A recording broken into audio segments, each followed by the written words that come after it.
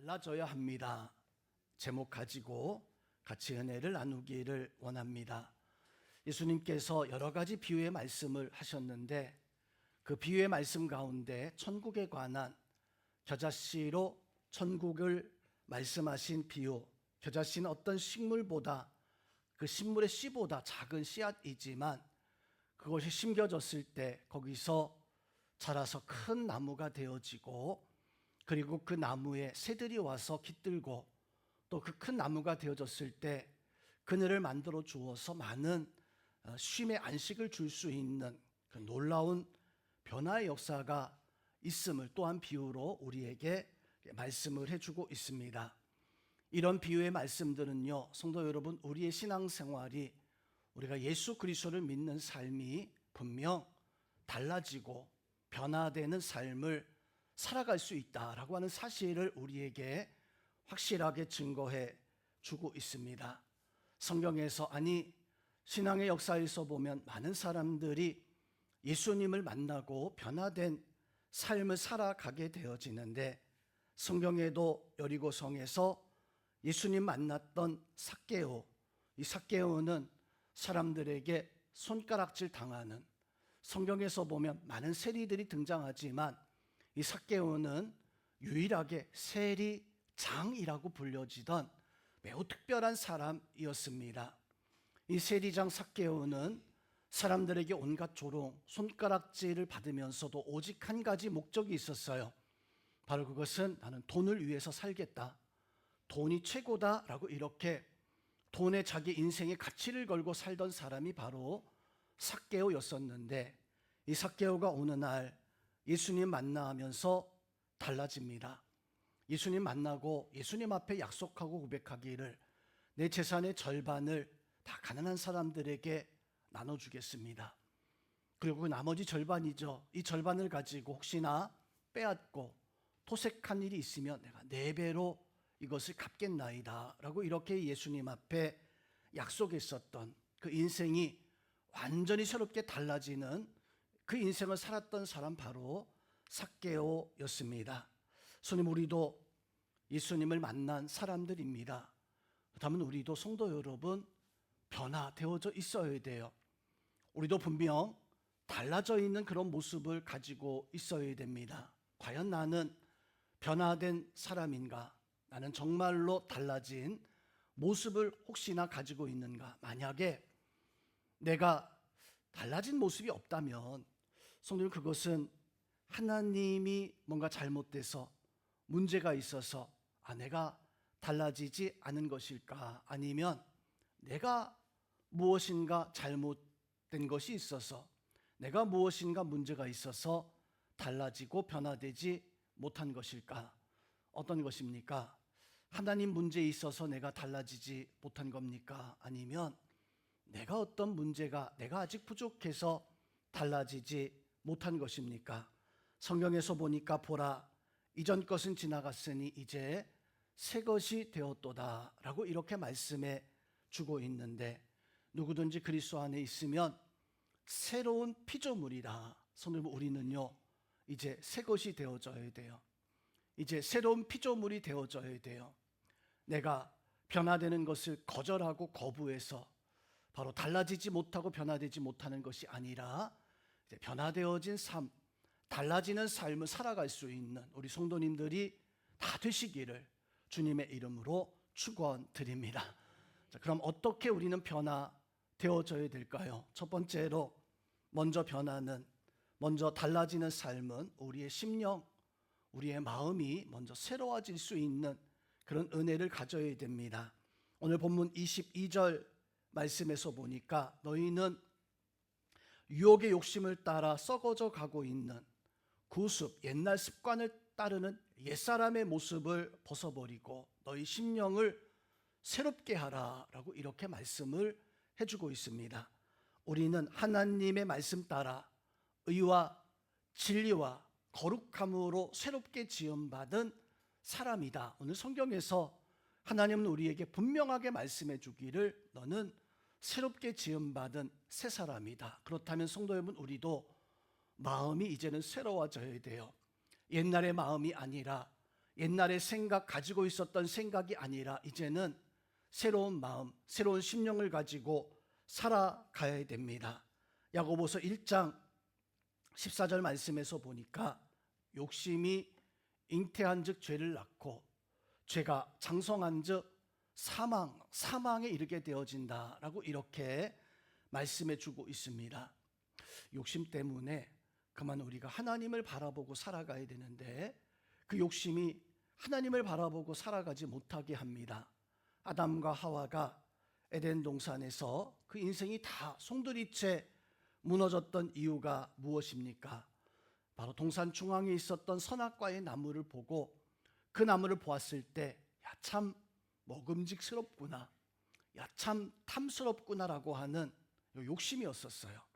이 욕심 때문에 그만 이 선악과를 따먹고 그만 죄를 지어서 그 에덴 동산에서 추방당할 수밖에 없었던 아담과 하와는요, 그 선악과를 따먹지 않아도 사실 아무런 문제가 없었습니다. 에덴 동산의 모든 것이 다 아담의 것이었어요. 하와가 누릴 수 있었던 것이었습니다. 우리가 살아가면서 우리 땅이 있었으면, 넓은 땅이 있었으면, 우리가 내 아파트가 있었으면 사람들이 이런 것이 우리의 소망이고 우리가 바라는 겁니다. 성도 여러분, 에덴 동산의 모습 보니까 하나님은 아담과 하와에게 그 에덴 동산의 모든 것을 다 줬어요. 이 세상의 모든 땅이 다 내 거예요. 세상의 모든 집이 다 내 거예요. 그런데 그 나무 한 그루가 있는데 하나님 말씀하기를, 야, 아무개 집사야, 아무개 성도야, 아무개 권사야, 아무개 목사야, 너 세상의 모든 아파트를 내가 다 너의 이름으로 해줄게. 세상에 있는 모든 땅, 내가 그 땅 문서 다 너에게 줄게. 단 한 가지, 선악과 그 나무 열매 그것만 먹으면 안 돼라고 이렇게 한다면, 선생님, 우리는 무엇을 택하겠습니까? 모든 땅이 내 것이라면, 모든 아파트가 다 내 것이라면, 야, 이게 모든 것이 내 것인데, 이 모든 것이 다 나의 것인데 우리는 당연히 그렇게 택하고 살아갈 것 같죠. 근데 성도 여러분, 인간이 참 우스운 것이, 모든 것이 다 내 것 가져도 그걸 내가 가지지 못하면 그 욕심 때문에 내 인생이 다 무너져도, 내 삶이 송두리째 다 무너진다 할지라도 그 선악과를 따먹고야 마는 것이 이게 우리예요. 우리 인간입니다. 안 그럴 것 같죠? 세상의 모든 것이 다 내 것이라면 그것까지도 내 것으로 만들어 싶어 하는 것이, 그것이 사람입니다. 그런데 예수님을 보니까 예수님은 40일 동안 금식하시고 난 연후에 사단에게 이끌려서 시험을 당하게 되어지는데, 저 돌을 내가 정말로 하나님의 아들이라면 떡으로 만들어서 바꿔 먹으라. 예수님의 그 시험은, 그 유혹은요, 어찌 보면 아담과 하와가 받았던 선악과의 그 시험과 비교할 수 없는, 예수님은 40일 동안을 아무것도 먹지 못했던 그런 상황이었었어요. 그때 떡을 먹으라고 하면 어떤 사람이 그 유혹에, 어떤 사람이 그런 욕심을 부리지 아니합니까? 그렇지만 아담과 하와는 모든 것을 다 가지고 있었음에도 불구하고, 손들면 세상의 물건이, 세상의 물질이 우리를 자유롭게, 우리를 기쁘게, 그걸 보기에 탐스럽고 먹음직해 보이는 선악과라 할지라도, 성도 여러분, 볼 때에는 그것이 나한테 기쁨을 줄 수 있을 것 같아요. 벌써 볼 때 나에게 좋은 유익을 줄 수 있을 것처럼 그렇게 보여져요. 그렇지만 그것을 먹는 그 순간에 어떻게 되어집니까?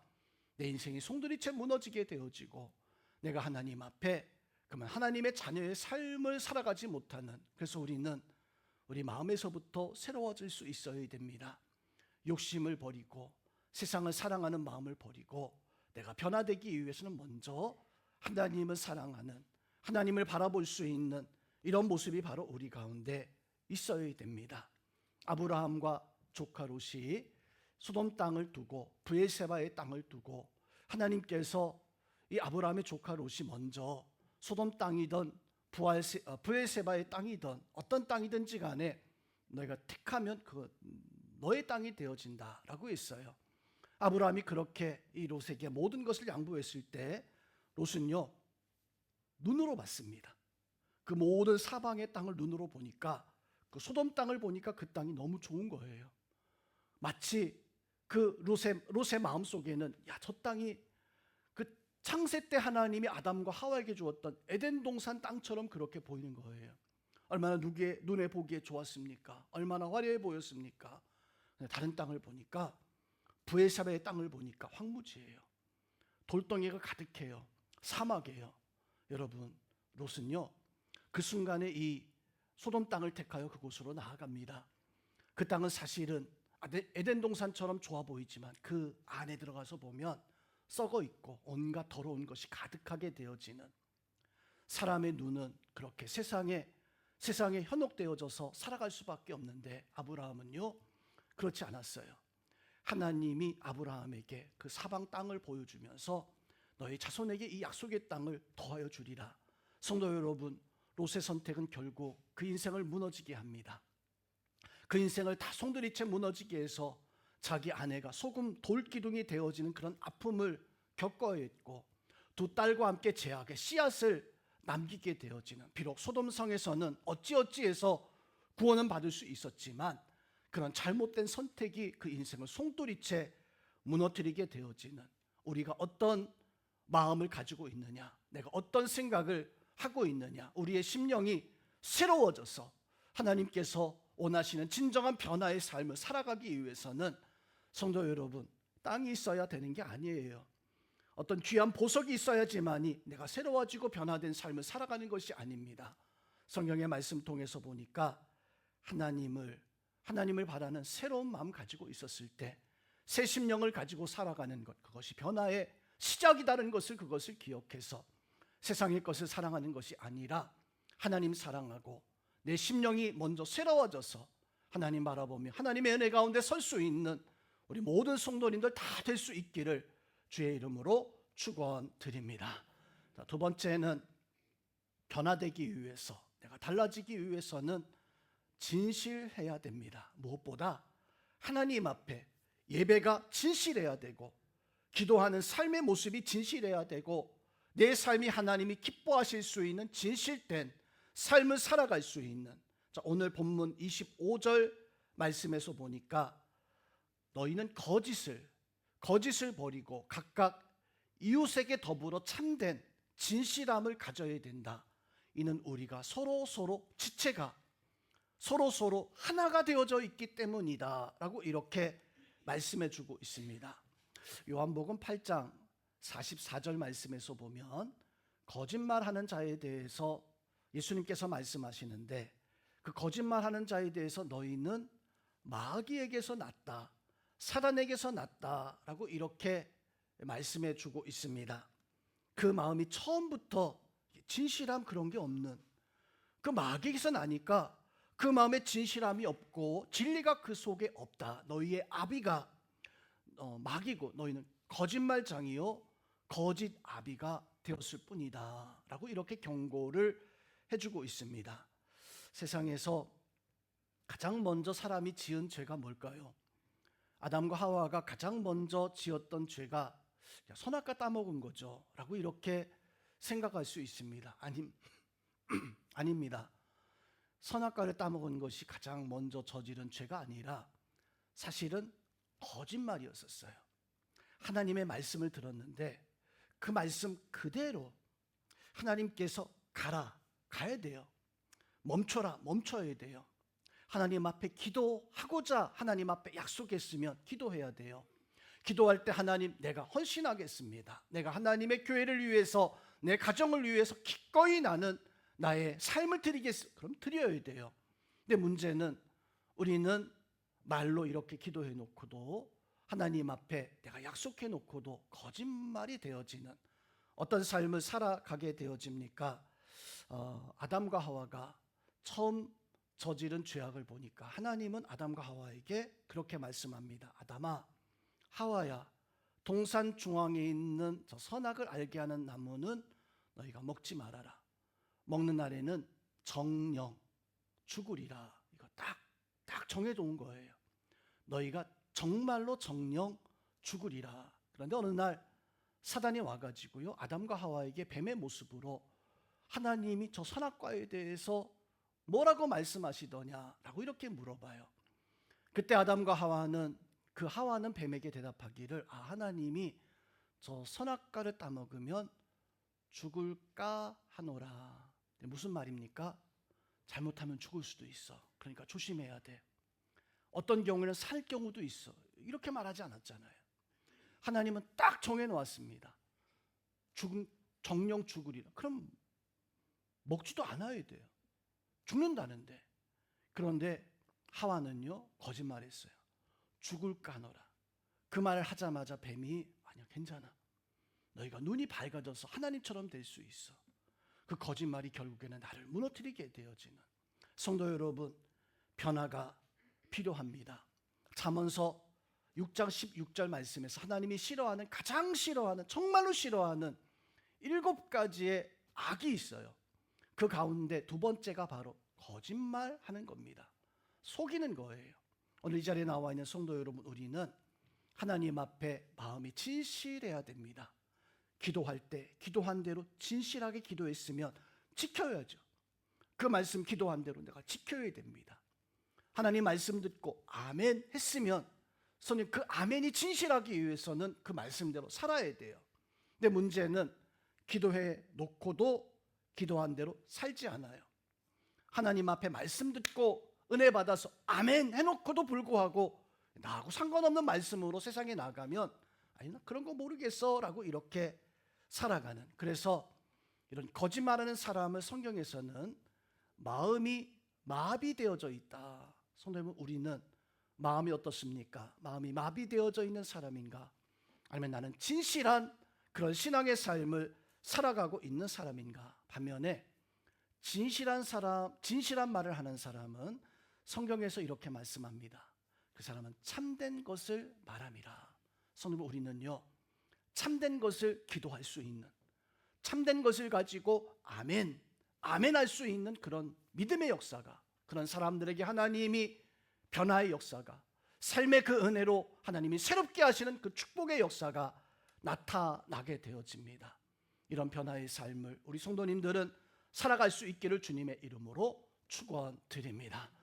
마지막 세 번째로, 우리가 변화되기 위해서 여러 가지 많이 해야 돼요. 해야 되지만 먼저 내 입술부터 하나님 앞에 달라져야 됩니다. 내 입술부터 하나님 앞에 변화되어져야 됩니다. 내 입술이 감사합니다. 내 입술이 행복합니다. 내 입술이 잘 되고 있습니다 라고 하는 축복의 말을, 사랑합니다, 고맙습니다, 행복합니다 라고 하는 입술에서부터의 변화가 있어야지만이 정말로 사랑하는 사람이 되어지고, 정말로 감사가 내 삶에 일어날 수 있는, 정말로 잘 되고 있습니다라고 하는 그 말을 통해 가지고 내 인생이, 나의 삶이, 내 가정이 잘 되어질 수 있는 그런 축복의 역사는 나 입술에서부터 나타나게 되어져 있어요. 오늘 26절, 27절 말씀에서 보면 분을 내어도 죄를 짓지 말라. 해가 지도록 분을 품지 말고 마귀에게 틈을 주지 말라. 이게 무슨 말입니까? 분을 내어도 너희 죄를 지으면 안 된다. 막 화가 날 때 있어요. 막 화가 날 때가, 막 욱할 때가 있어요. 그때 막 사람들에게 저주하고 막 욕을 하고 그러지 말라는 거예요. 내가 분이 있어도 좀 하나, 둘, 셋 참아서 죄를 짓지 아니하도록. 그리고 해가 지도록 분을 품지 말라. 무슨 말입니까? 우리나라는 12시, 밤 12시가 하루가 지나가는 날이지만 성경에서는 해가 지면 하루가 끝나요. 이 말씀의 그 의미는 해가 지도록 분을 품지 말라는 것은 하루 종일 막 화가 나가지고 하루 종일 그렇게 분을 내면서 살아가지 않아야 된다. 그렇게 살아갈 때에는 마귀에게, 사단에게 너희는 틈을, 처음에는 그 틈이 잘 안 보여요. 그렇지만 이 틈이 점점 더 커지고 넓어지게 되어집니다. 그 틈을 막을 수 있는 것은 내 입술에서부터 변화되어져야 됩니다. 감사하다고, 행복하다고, 잘 되어진다고, 고맙다고, 사랑한다고, 넌 나의 기쁨이라고, 소망이 있다고 이렇게 말할 수 있는 그런 모습이 있어야 됩니다. 예수님은 세리들, 창녀들, 가난하고 병든 사람들 찾아가서 그렇게 축복해 줍니다. 그렇게 복을 빌어줍니다. 하나님의 은혜가, 하나님의 역사가, 하나님의 도움이 있다고 그렇게 복을 빌어줍니다. 그 모습을 보고 있었던 바리새인들이, 사두개인들이, 또 제사장들이 그 예수님의 모습 보면서 저 예수는 보니까 세리들의 친구야. 세리들은 당시에 로마인들과 같이 이렇게 어울리다 보니까 이거 부정했어요. 돈을 막 좀 못돼 먹은 사람들로 인식되어졌었어요. 그 세리와 친구하는 저희 예수 똑같은 사람이야. 아니 심지어 창녀들의 집에 가서 거하는 그런 모습 보니까 똑같은 사람이다. 그렇게 취급해 버리는 예수님이 귀신 들린 자를 이렇게 고쳐내 주시니까 그 귀신 들린 자를 고쳐내는 그 모습 보면서 뭐라고 말합니까? 하나님의 능력이다. 하나님의 권세다라고 이렇게 말하는 게 아니라 저 귀신의 왕이야. 귀신은 저주하고 저주하는. 그러면 예수님은 그들 향해서 화를 내지 않았어요. 그들 향해서 저주하지 않았어요. 그냥 지나쳐 가시는. 그들의 위선과 그들의 모습 보면서 오히려 회개를 촉구하시는 성도 여러분, 오늘 27절 말씀에서 이렇게 분을 내지 않을 때, 아니 분을 낼 때 오히려 마귀에게 틈을 준다고, 이게 틈이 벌어진다고.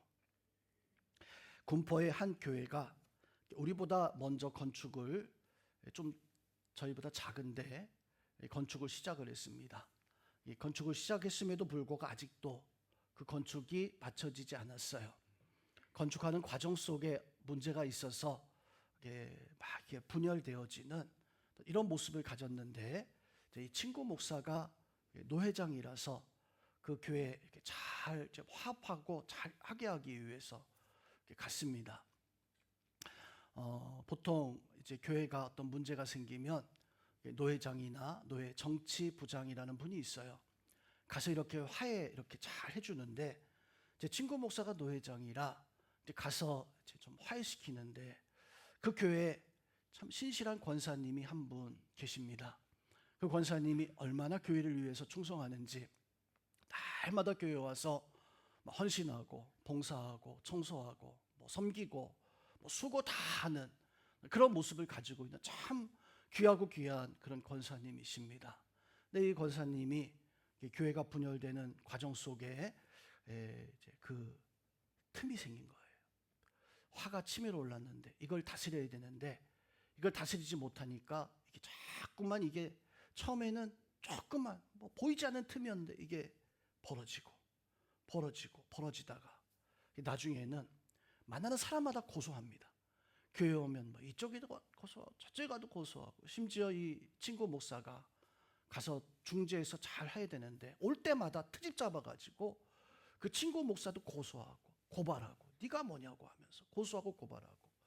이 친구 목사는 중재해주기 위해서 갔다가 경찰서도 또 법원에도 몇 번을 이렇게 갔다 온. 내가 이거 왜 하고 있는지 모르겠다. 그러면서 어쩔 수 없이 그냥 노회장이니까 가서 처리하는데, 성도님 왜 그랬을까요? 분을, 그것을 다스리지 못하니까 그래요. 입술을 변화되어져 있는 감사 또 사랑 고백하던 그 입술에 틈이 생기게 되어지니까 그만 거기에서부터 죄를 짓게 되어지는, 그 죄가 그만 하나님 앞에 큰 문제가 되어지는. 오늘 29절 말씀에서 보니까 이렇게 말씀합니다. 너희는 무릇 더러운 말은 너희 입 밖에도 내지 말라. 오직 덕을 세우는데 소용되는 그런 말을 해라. 우리에게 해주신 말씀이에요.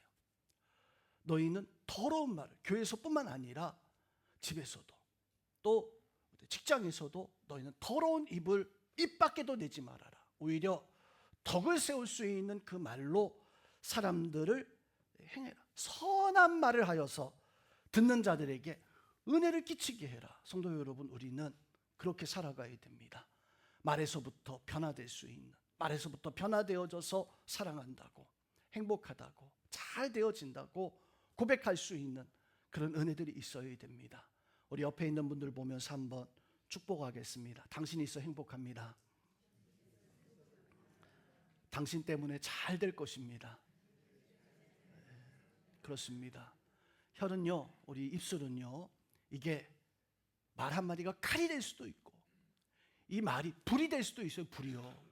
이 말이 독이 될 수도 있어요.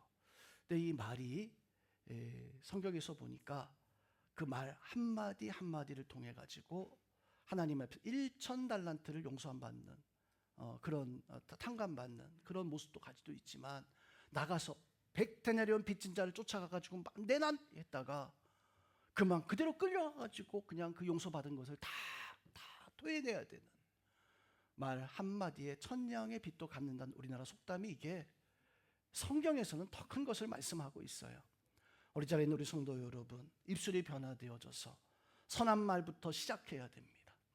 축복의 말부터 시작되어져야 됩니다. 그래서 진실한 삶을 살아가야 되고, 그 진실한 삶이 나의 마음을 변화되어져서 새롭게 해서 하나님 앞에 새로운 삶, 새로운 믿음의 삶을 살아가는 새로운 성전에서 우리 새로운 성도들 되어지고 새로운 믿음의 삶을 살아갈 수 있는 우리 모든 성도님들 다 될 수 있기를 주님의 이름으로 축원드립니다.